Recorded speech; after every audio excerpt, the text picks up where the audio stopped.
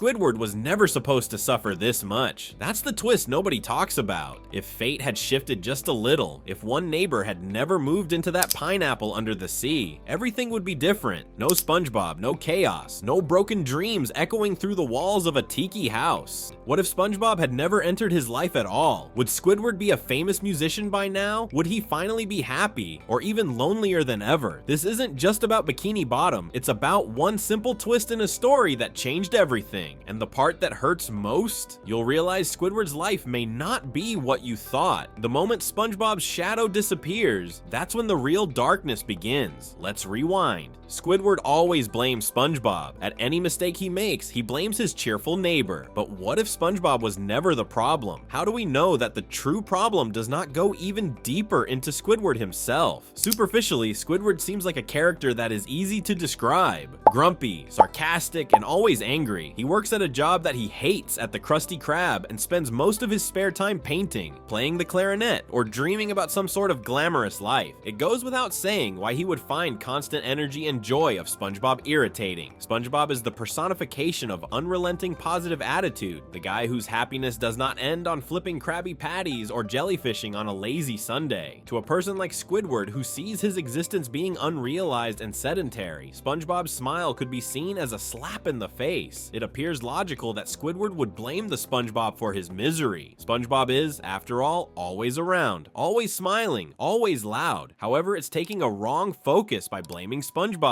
This is the distraction that allows Squidward from admitting to himself about his internal frustrations and disappointments. In SpongeBob's absences, Squidward does not become happier. As a matter of fact, he is more than often made to be more miserable. A good example is the episode Squidville, and Squidward leaves his home to move into a community of other squids to avoid the havoc and chaos of SpongeBob and Patrick. Originally, he likes the quiet, the neatness, the predictability. However, shortly the sameness becomes intolerable. The other squids do things in the same way every day. There is nothing exciting, there is no variety, and there is no spontaneity. It's what Squidward believed he wanted, and he's bored to tears by it. Soon he starts to miss very things he used to moan at. SpongeBob's laugh, Patrick's cluelessness, even Krusty Krab. In this moment, the show reveals something crucial. Squidward doesn't actually want complete peace. He wants a meaningful life, something he hasn't achieved and perhaps doesn't know how to pursue. He needs challenge, variety, even chaos to feel alive. The problem isn't SpongeBob, it's that Squidward doesn't know how to be happy. This theme comes up again in the episode SB129, where Squidward accidentally travels through time and ends up in a completely empty dimension. There is no sound, no people, no distractions, just endless white space. Initially, Squidward enjoys the solitude, but it quickly becomes a nightmare. With no one to talk to and nothing to do, he begins to panic. He begs to return to his own time, where at least SpongeBob and Patrick's presence provided some sense of connection.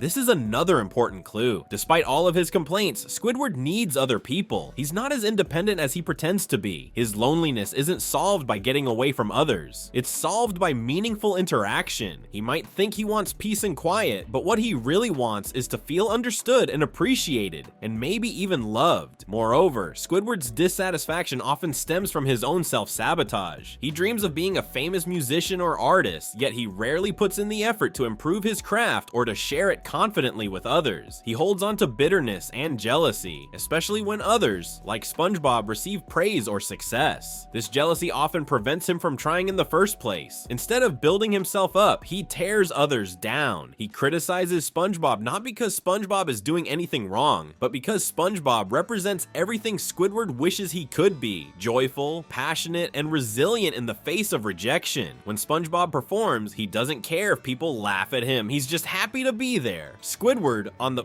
other hand, is so afraid of ridicule that he often chokes under pressure or avoids opportunities altogether. His fear of failure keeps him from trying, and his bitterness convinces him that the world is to blame. This very dynamic is reflected even in his place of work at the Krusty Krab. Mr. Krabs is very mean to both SpongeBob and Squidward, but SpongeBob is able to find meaning in the work while Squidward slacks and sighs at every customer. It's not that one one of them has a better situation, but that one of them has a better attitude. Squidward can quit and go out in search of something he loves, but he doesn't. He keeps on complaining, but never changes. It's a circle of self-pity that leaves him stuck, and it's simply easier to blame SpongeBob than stare that hard truth in the face. It is a lack of self-acceptance that lies in the heart of Squidward's battle. He has no value by himself unless people recognize it. He needs external validation, but if it isn't forthcoming, he falls back into anger and cynicism. This hampers him from relating to people indifferent from an honest point of view. On the other hand, there is SpongeBob who enjoys the process. He does not need applause to be happy with what he is doing. His is passionate and it pays off. And somewhere, deep down inside, Squidward probably envies that. He envies SpongeBob's capability to live in the present, to laugh at himself, to find beauty in everything ordinary. SpongeBob does not only treat Squidward as a coworker or a neighbor, but as a friend, the person whom he admires greatly and is eager to be with. He invites Squidward to activities like jellyfishing or movie nights, not out of obligation, but out of genuine excitement and affection. Even when Squidward yells at him or slams the door in his face, SpongeBob doesn't get angry or retaliate. Instead, he responds with a smile, a laugh, or another heartfelt attempt to connect. His unwavering optimism and persistence reveal how deeply he values their relationship, even if Squidward refuses to acknowledge it. In many ways, SpongeBob is the best thing in Squidward's life. While Squidward often focuses on what's missing, recognition, talent, peace, and quiet, SpongeBob offers something that's much harder to find: unconditional companionship. He brings energy, laughter, and warmth into Squidward's otherwise mundane world. For someone like Squidward, who often views life through a lens of disappointment and cynicism, SpongeBob's joy can be both overwhelming and oddly comforting. Even if he doesn't say it out loud, Squidward likely knows that without SpongeBob, life would be far more empty. It would be lonelier, duller, and more isolated. Deep down, he needs SpongeBob. The very presence of SpongeBob might anger him, but at the same time, it roots him. It helps him to remember that there is still such thing as pure joy, even in a humdrum job and a disappointing life. And in those moments of silence in which he is infrequently found, Squidward experiences an inkling of something he would seldom admit: gratitude. To conclude, Squidward's misery is not SpongeBob's fault. It's the culmination of a life full of unfulfilled expectations, internalized terror of life, and refusal for taking responsibility for his own happiness. Pointing the finger at SpongeBob is a convenient scapegoat, but that doesn't do nothing. If Squidward is serious about changing his life, he has to first change his mindset. He must stop comparing himself to others, stopping to avoid risk, and begin accepting the clutter of life. Only when he does so will he find the peace and fulfillment he's been seeking out for. Until that day, SpongeBob will continue to be his biggest frustration and his biggest blessing, a continuing reminder that joy is not a thing out of our hands, but a choice in our hands, even when everything else feels out of tune. Thank you so much for watching. Make sure to subscribe and comment.